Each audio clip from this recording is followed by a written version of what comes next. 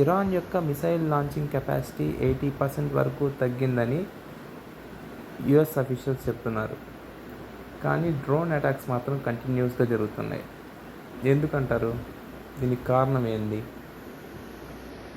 దీనికి కారణం ఏంటంటే, వార్ స్టార్ట్ అయిన మొదటి 2-3 రోజుల్లోనే ఎక్కడైతే ఇరాన్ యొక్క మిసైల్ లాంచ్ ప్యాడ్స్ ఉన్నాయో వాటిని US and Israel air forces వాటిని టార్గెట్ చేసి డెస్ట్రాయ్ చేసినాయి.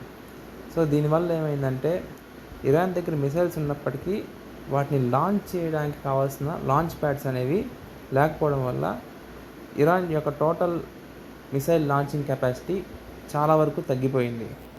కానీ ఈ ప్రభావం అనేది ఈ డ్రోన్ అటాక్స్ మీద అస్సలు పడదు.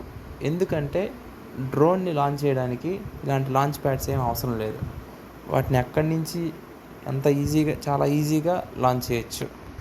ఇంకో విషయం ఏంటంటే, ఈ డ్రోన్ మ్యానుఫ్యాక్చరింగ్ ఫ్యాక్టరీస్ అనే వాటిని ఇరాన్ అండర్ గ్రౌండ్లో పెట్టింది, అంటే చాలా లోతులో పెట్టింది. సో దీనివల్ల ఈ ఫ్యాక్టరీస్ని అటాక్ చేయడం అమెరికాకి చాలా కష్టం. దానివల్ల ఏమంటుందంటే, మిసైల్స్ తగ్గినా కానీ డ్రోన్స్ మాత్రం కంటిన్యూస్గా అటాక్ చేస్తున్నారు.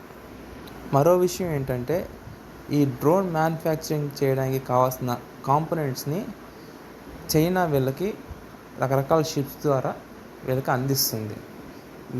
ఈ చైనా కార్గో షిప్స్ని యుఎస్ వాళ్ళు కూడా ఆపలేకపోతున్నారు. ఇది మెయిన్ రీజన్.